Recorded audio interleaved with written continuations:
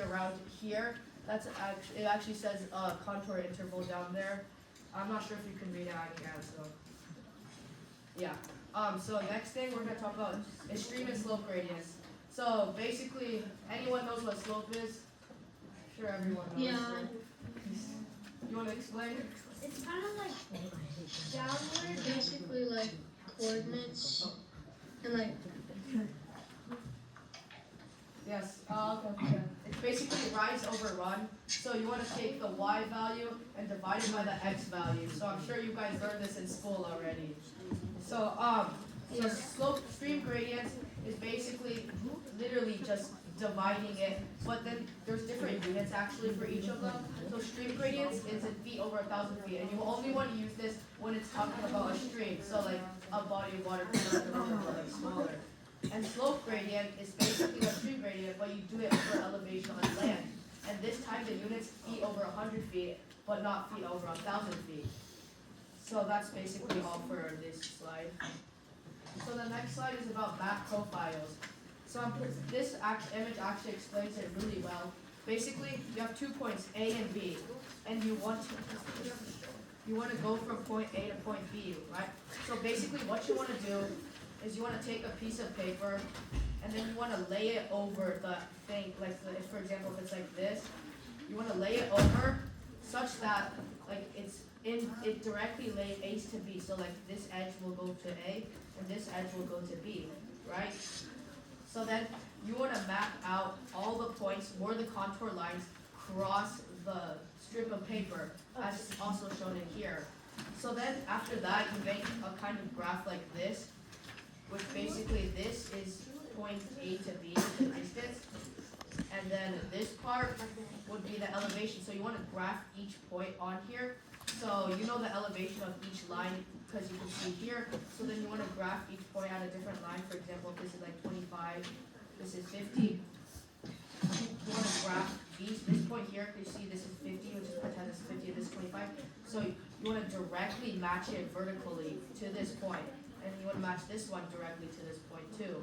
And then you want to match this one directly down, but it's not at 50, it's at 25, right? Because it's a different contour line. And then after you're done with all of that, you want to connect all the points with each other. So that's basically the basics of how to make a map profile. And yeah, it's very basic. Yeah, do you have any questions? Yeah? Please. Yeah. You see how on the graph, like, when it goes slower the more you go up. Why did you make it go higher in your graph? Oh, I was just doing a random example, so this is like just a different example. Is someone unmuted in the meeting? Someone what? Is someone unmuted in the meeting? Oh yeah. Go on. Bro, just tell them in the chat. Mute all. Mute all. Guys, please mute yourself if you're on Zoom. Please don't spam in the chat. That's not good. Bruh, why is it like a gun, bruh? And it says don't mute. It says don't mute. It says don't. Oh. Yeah, so please don't spam a gun emoji in the chat. That's not good. It's not really sharp and It's not very hard. It's okay. Get rid of it, no. Wait, what do you say? Alright, so we're just gonna go on to the next slide at this point. So the next thing we're gonna be talking about is azimuth and bearing. So does anyone know like what azimuth and bearing is before you read this slide? I like a general idea. Yeah, you. It's like a 300. It's like something degrees. Yeah, that's right. Okay, so basically, azimuth is it's literally just a 360-degree circle. So think of it as a clock. So you start from 0, you go clockwise until you go back to 0 again, right? That's basically how clock works. Instead, azimuth, the increments are in degrees, or 360 degrees is a full turn. So basically, if you want to find a random point, like for example here, you would just find the angle from 0 to here. But you want to do it clockwise, not counterclockwise. So this angle, let's say this angle would be like 30, so then that means this would have an angle of 60 degrees. It's not drawn to scale, by the way. Okay, so Bearing is a little more complicated than azimuth, okay? So bearing actually has three different components. So you want to start with the north or south direction, okay? This is really important. So you start with north and south, and you want to either lean to east or west. So basically, if it's like this angle here, you want to lean to the east. So the first direction will be south because you're going south first, and then east, and then the second angle will be east. So then now you want to find this angle here, because it's turning how many degrees this way?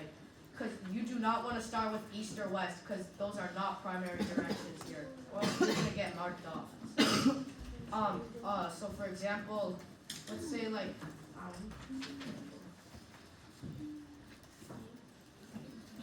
can someone figure out this angle? From here? It's 270. Yeah, that's an azimuth. So in bearing, you want to. So basically, the form in bearing is you have a direction. It's either north/south. You have a degree here, and then the second one is east/west. So you always want to know that this second degree will be less than 90. So, yeah. Oh, Do you have a question, Jacob?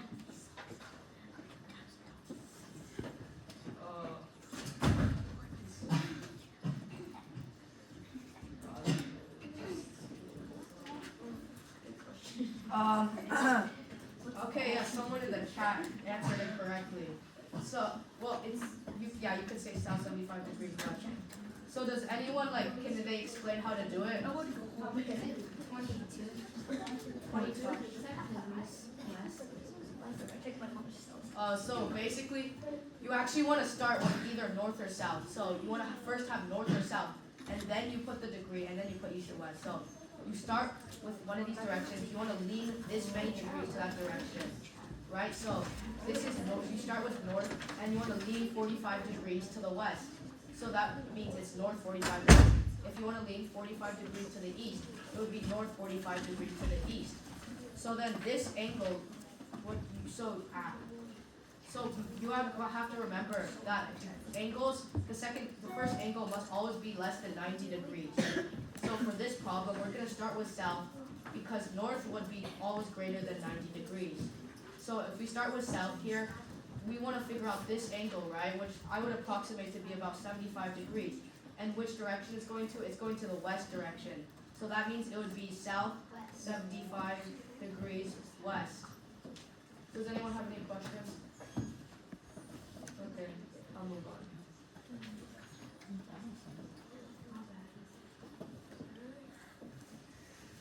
Okay, so the next thing we're going to talk about magnetic declination. This is actually a really simple concept, but it's really important in Road Scholar. They have questions about this, or map reading.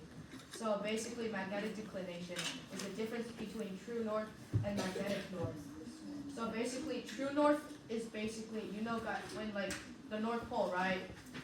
You know how there's an imaginary axis on Earth's surface? Yeah. So where the imaginary axis intersects the Earth's surface, that is the true north. But magnetic north, so basically Earth has a magnetic field, right? And that also has a magnetic north. That's where the compasses actually point to. But this isn't the real north because out of magnetic they differ between the years. Like magnetic north actually changes. So magnetic declination is just the difference between those angles from one point. So does anyone have any questions about this F? Yeah? So magnetic north changes every year. Then would the needle still point to north, like the N on the compass? Yeah, no, it's just it kind of goes back and forth. Like it's not like it goes all the way offsetting. So it just goes back and forth, not flying away.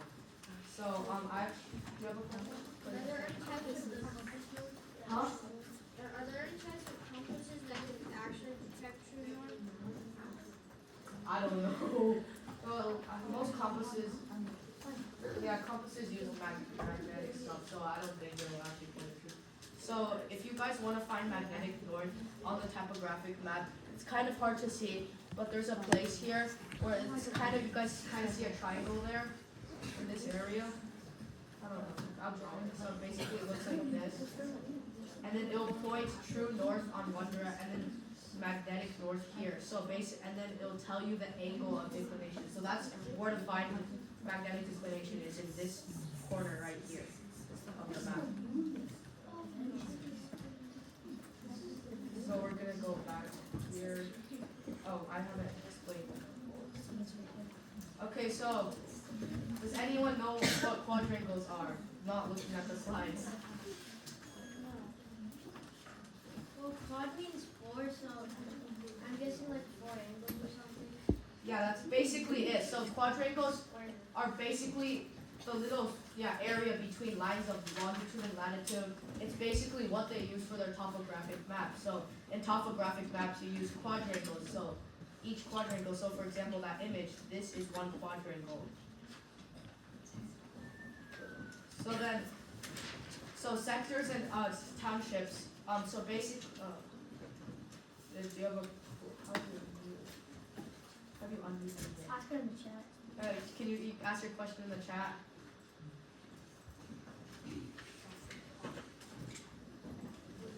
Can you ask your question in the chat? Gloria?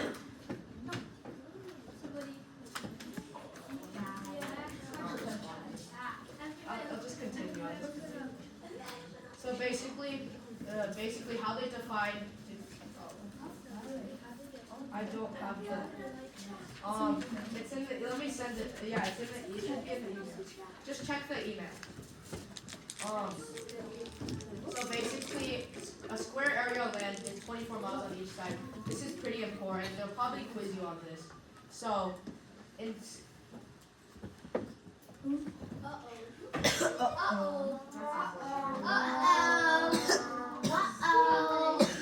let's continue. Okay, so basically... Yeah, it's still big. So there's a square area of land. That's basically like that's the biggest area you can get. It's 576 square miles. Listen, this is important. 24 miles on each side. And then the second one is there are 16 townships in a square area of land. They're labeled like 1, 2, 3, 4, 5, 6, 7, 8, 9. So basically you go down row by row. And then in the square area of land, there are 576 sections. Each one is 1 square mile. So you can actually like see a map of this online if you just search up. I'm pretty sure like USGS has an entire like thing dedicated. It's really cool. It's really big too. And I already did a project, so let's get it next one. So the next one is latitude and longitude. So basically, you guys know what the equator is, right? Yeah. And you guys know what the green meridian is, right? Yeah. Okay, so I'll just explain. So you guys, and the equator is just 0 degrees lat. So basically, you cut the Earth down half in the middle, so horizontally cut it. And then the Greenwich meridian is if you cut the Earth in half vertically, and it's 0 degrees, and they basically set them at 0 degrees each. So basically, these are like the defining points of latitude and longitude. So if you want to go north of the equator, that means the values of latitude will go up and up. So to calculate latitude, you basically want to take the point on Earth's surface and then draw a line to the equator, and the angle between that point and the center of the equator's line, center of the Earth basically, that will be the degree of latitude. And longitude is basically the same thing, you just rotate it 90 degrees. So instead of doing it that way, you do it on the Greenwich meridian. So yeah, basically just do degrees here. So does anyone have any questions about this? I'll move on now. So map symbols are probably like the most important part of, not the most, they're like very important, like most important printout of Road Scholar.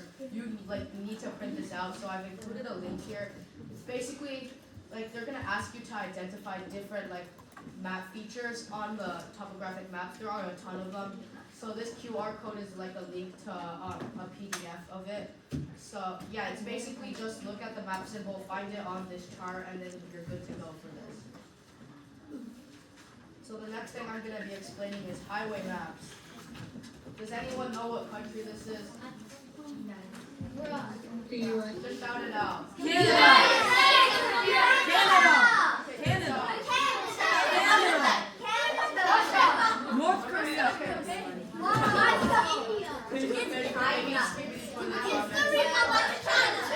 Okay, let me start explaining this.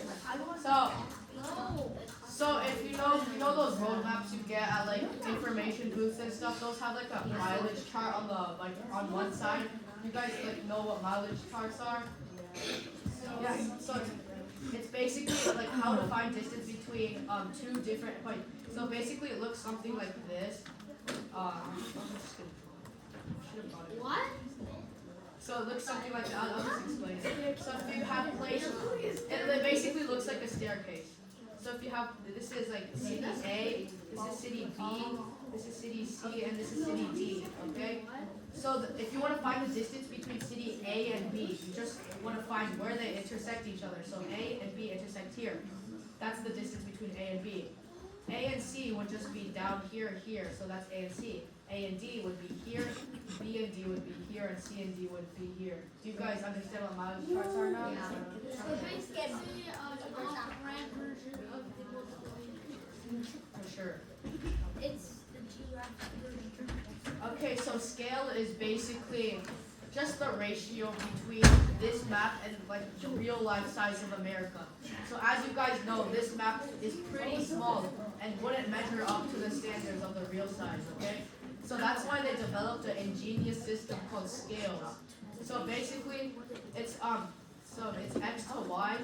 So basically, x something represents y something. So basically, they put like first the units of this map in the x value. So for example, it would be, I don't know, 1 inch on this map, and then Can you guys stop annotating, please? yeah, and y would be the distance. Would be the real life distance in miles. So 1 inch on this map would be equal to how many miles? It would be equal to like, I don't know, maybe like 200 miles or something. So that's basically the basics of scales. And then, Let's go lovely. yeah, I guess you do. So next thing I'm gonna explain is a grid system. So if you guys know, you guys have like one of those old-fashioned road maps.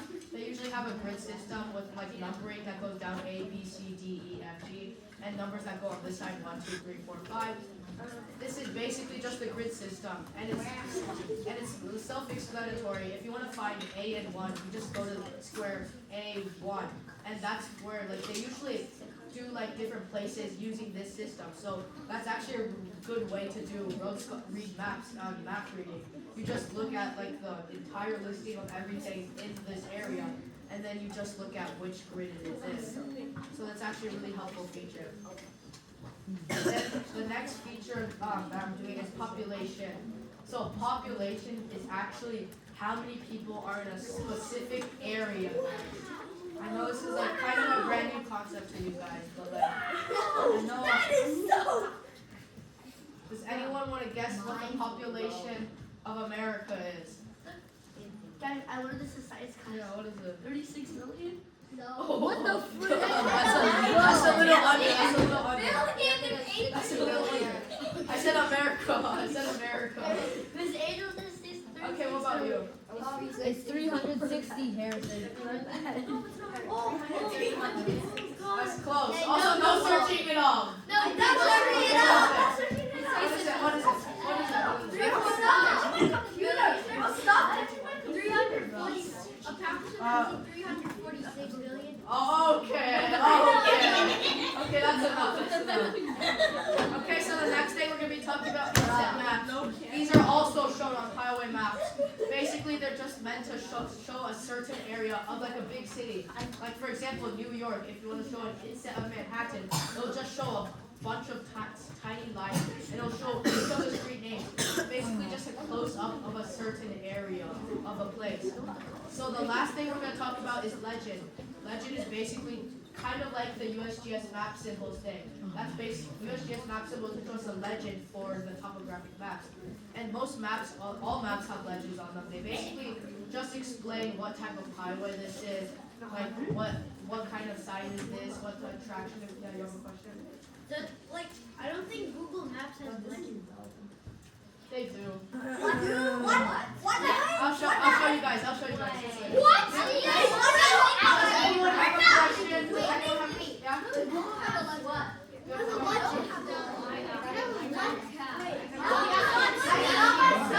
Google Maps before. No, there's not like a legend you can see. You can see the legend. Okay. Does anyone have any questions on this slide? Later. Okay, so we're gonna explain. Okay. So highway maps. These are just different types of highway maps. So there's different types. The most common two types are AAA and Randy McNally. So these used to be used in the old days where like you guys didn't have Google Maps. You would actually be driving with a road map. You'd open it up and you'd look at which place to go. You usually like highlight that route, and then you would drive down that route. So the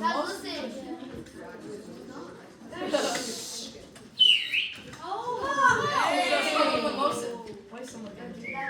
Kevin, guys, stop annotating on Zoom. Okay, so basically the fastest strategy, so most common thing they do on this map is distance between 2 points. There's a really fast strategy, and usually you're going to want to bring a piece of string to map reading. So yeah, bring a piece of red string to map reading. This is very important, okay?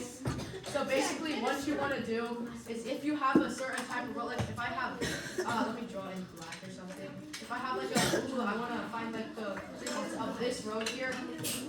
So basically what I want to do is I want to take that piece of string and I just want to lay it over this whole part. Because you know how long the piece of string is? You can just like hold the other piece of string where it's like touching this place. And then once you hold that, and then you straighten it out, and then you put it to a ruler, and then you can find the distance of that area. So this is actually a really cool strategy to use.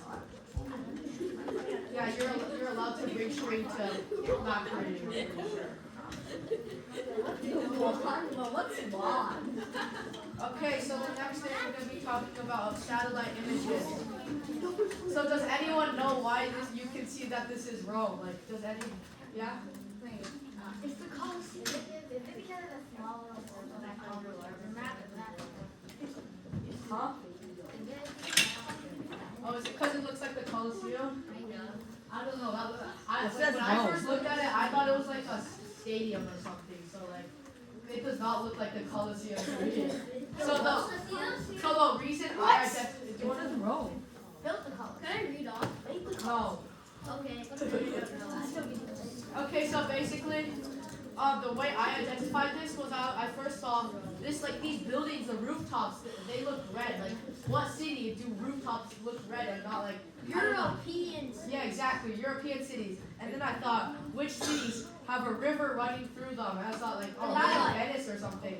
But then I saw this track. It was, I don't know, like this track. It's like I forgot, but it was a racehorse track or something. And so then, yeah. Okay, so from this, I identified that it was Rome. Why isn't it? Did you identify? Wait.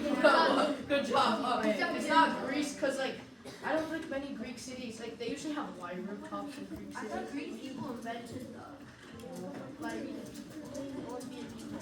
Greece? How do you invent Wait, I have a question. Yeah. Why can't it be Paris? Because it has a river running through the city, the sun, right? It's because like of the, you know, like the red rooftops, those like really like set me off there. And also, you see, like this racehorse track is like a dead giveaway. Like, yeah. To answer everyone's question, that it might be another city, it's probably just because you guys fact checked it. No, like I actually like Rohan put a random image here and then I had it up there. Yeah, I'm not joking. You put a random image. Yeah, after I finished, like, look, yeah, I did. Just use like Google image search or something. So the next thing you want to identify is what fall, winter, spring, and summer looks like. So this is kind of yeah. So basically, you know, it's fall first is like when all the leaves turn like kind of orange, like dark green and stuff like yeah, brownish stuff. So that's why this looks like fall, right? Like, and then this one. And then this one looks like winter because there's like nothing there, like all the trees, like the surrounding areas look dead. That's why you can identify it's winter there. And then this place you can identify spring because the vegetation is regrowing again. So you can still see some parts of barren rock here, but there's not that much. And then in summer there's a lot of trees and a lot of vegetation. It's growing really well because of the sun. So that's why it's the most green here. So does anyone have any questions? In the summer though, is it like, wouldn't it also turn brown in some areas if it's hotter because the grass is up? Well, it depends where you are, yeah. Like maybe like the desert. Well, how do you tell? It's pretty hard to tell sometimes, but basically fall you want to look for brownish stuff. For winter, you just want to see everything dry. Either like everything is white or everything is dry, because nothing can grow in winter. And then in spring you want to either see like, parts of snow, and then okay, do you have a question? Huh? Sure. Say no. How about you? Shouldn't spring be greener than summer? Because the vegetation is regrowing, it just started to regrow. It depends when the picture is taken. Like if it's at the beginning of spring, it'll look like this. If it's at the end of spring, it'll probably look more like summer. Okay, so the next one is Google Maps symbols. So you guys said there wasn't a legend for Google Maps, but there actually is a legend. Why? So just search it up online. There are way more than this. We already said that. Big one. Big one. The big one. Why? Casino. I want. Yeah, so these are basically all the. So you just need to know like the bank ones. Just like you don't really need to know those. I usually just like it's usually like just looks like a bank. I don't know. And then gas station. Yeah, you guys can know. Gas station is pretty common. Yeah, and then parking. Yeah, you should know parking. You can access a hotel. Yeah, hotel's pretty. Yeah, hospital is also pretty. Guys, please stop asking on Zoom. I don't know. Big one. Well, they usually don't do foreign countries. So how about you? There's no golf in here. Golf? Well, there are way more symbols. I can't list them all on this, or else like it would be way too small. We need to write. Is everything down or no? No, but it's not even in the notes taker. So like, Why is there China? because Google Maps does Chinese. Why is there no Russia or Japan? Oh, there is Japan, because nobody likes. Okay, do you guys have any questions on this slide? I think it was clear. I'll move on to the next slide now. Okay, so there's a little more stuff on this slide. This is mostly trivia stuff. So this is how you name interstates, and also they're also going to copy quiz you on types of interchanges. So, Guys, quiet down. okay, so basically the most simple naming thing you need to know is that even interstates go east to west, and odd interstates go north to south. Focus. And also, if you know, if the first number is greater, that means it depends. If it's an even interstate, that means that the interstate will be northerner than the others. And if it's an odd interstate, then that means the interstate will be eastern or more east than the others. Easterly, yeah, so same thing. What? What? Okay. That's a word. Can you please stop annotating? Thank you. What? No, they want to know about that. Do you want to know about that? Yes, this is, if the last number, if the last number has a 2, is a 0, 2, 4, 6, 8, that means it goes east to west. And if it has 1, 3, 5, 7, 9 as its last digit, that means it goes north to south. Oh, Wow. what? Wow. Wow. Okay, so do you guys have any question about this first part of interstate naming system? No? Okay, so I'm going to explain minor interstates now. So minor interstates have 3 digits. So does anyone name any minor interstates? 405? Congratulations. Yeah? I-5? That's a major interstate because it technically has 2 digits. It technically has 1 digit, but they usually use 05 because of 405 and stuff. Because minor interstates are always 3 digits long. That's it. 117. Oh, yeah. I usually how about you? Huh? Yeah, which one? Yeah. One for one for the bars. That one. Is that even interesting? The one for Wait, what about 117? one for two. 117. That's a California state rule, so those are different things actually. What about 117? One was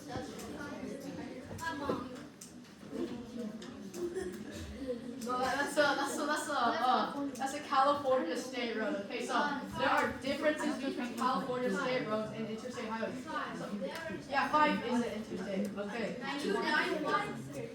295 is one, 91 is, yeah, 80 is one. So basically the difference between California state roads is that state roads are basically smaller forms of interstates. So state roads, they're only in one state. I hope you guys know that. So basically they will not go like from California to Oregon. That will not be called like California 2 or something.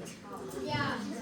Okay, so I'm going to talk about minor interstates now. So informed is XYZ. So YZ would be the major interstate. So for example, 405, 05 is the major interstate. But because minor interstates are 3 digits, you have to add an O in front of the 5. So Interstate 69. yeah, that's an interstate. It goes from like Detroit or something. Yeah, goes through Texas. Yeah, it goes from like Detroit to Texas. So basically, the X, like, so basically the first digit is like which one it is, because you know how like 5 has probably like multiple branches of it, like probably like 805 or something. It's probably like different 05. So that's the first number is to like distinguish which type of minor interstate it is.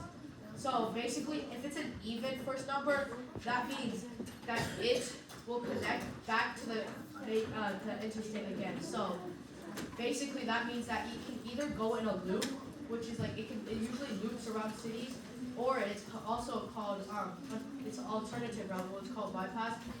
So basically, loops look like this, and then they connect back to like the major interstate, like probably somewhere here.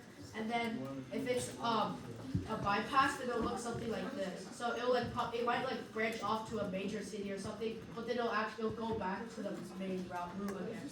And then a spur is when it starts with an odd number, it does not connect, it's only one way direction.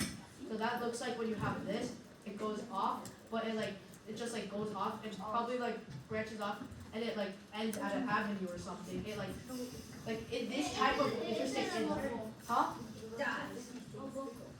Yeah, it ends at like a local avenue or like street or something. So then, could anyone name like a spur? Like, does anyone like know any examples? What? It's the type. It's the type that starts with an even number. Got it, 395. East Coast somewhere. No, I'm talking West Coast. Yeah, it is. So if you guys see Interstate 395, Interstate 395, it branches off I-95 and then it just abruptly ends there. So that's what a spur is. So now we're going to talk about, does anyone have any questions about the interstates? Okay, I'm going to talk about interchanges now. So there are different types of interchanges that you will need to know. Does anyone want to guess what the most common type is in Irvine? East of the city. Me? Yeah. Wait. I need to see them. It's probably the one right in the middle. I don't know what it's called. It's called partial cloverleaf. So Yeah. yeah, that's probably one of the most common. So the other one is also the B2, and yeah, because these are like more efficient than just using conventional diamond interchanges because they allow you to get on without having to cross the street and actually like go with the turn signal. You can just merge onto the lane and get back onto the interstate. So that's why they're using Irvine to reduce traffic congestion. But in smaller cities, they will just use conventional diamond interchanges. So, does anyone, actually I should explain these. So full cloverleaf is basically when you intersect two different interstates or highways or anything because you don't want to have it, because you don't have any stop signs or anything, because you don't have any, you don't want any stop signs or like traffic lights at interchange of two interstates. So that's why you can get on and off at any point. So for example, if you're going this way, you can go this side, or you can go the other way. So that's why it's really convenient, because there'll never be any, well, there's usually traffic there, but like there aren't any traffic lights or anything.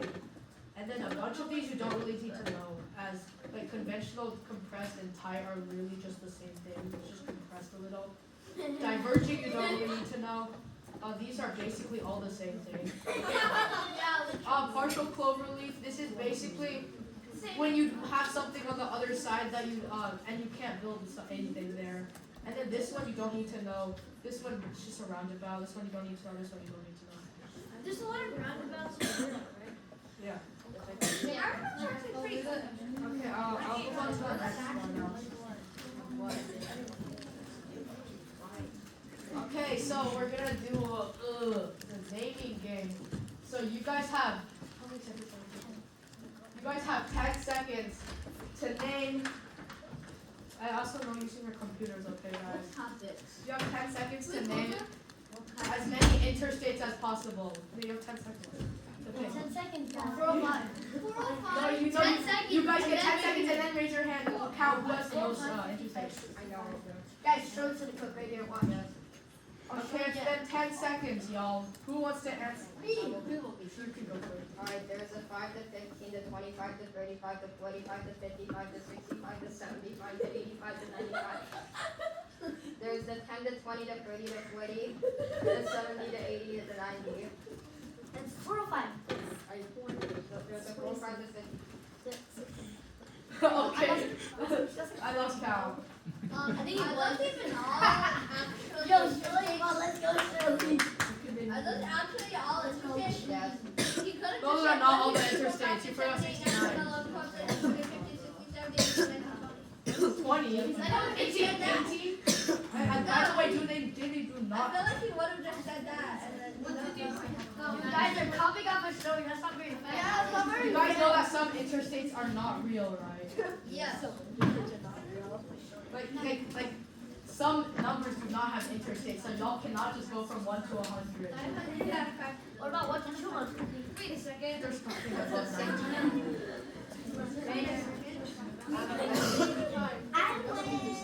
Okay, you get a candy.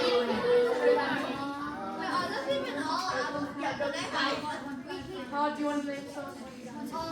There's 2 to 4, there's no 5, there's 8. Hey, you're reading. Fine, I'll give you guys a quiz. What interstate runs from Seattle to Boston? No computers. You have to answer right now. Turn it off. You answer first. Seattle to Boston. Can I say it? Let's What's it? Yeah. How do you know this stuff? I know this stuff too. Okay. Did that happen? Yeah, where does 65 go from? Oh, dang. Okay, how about we're just gonna switch topics now. Yo, so now we're gonna be talking about dynamics.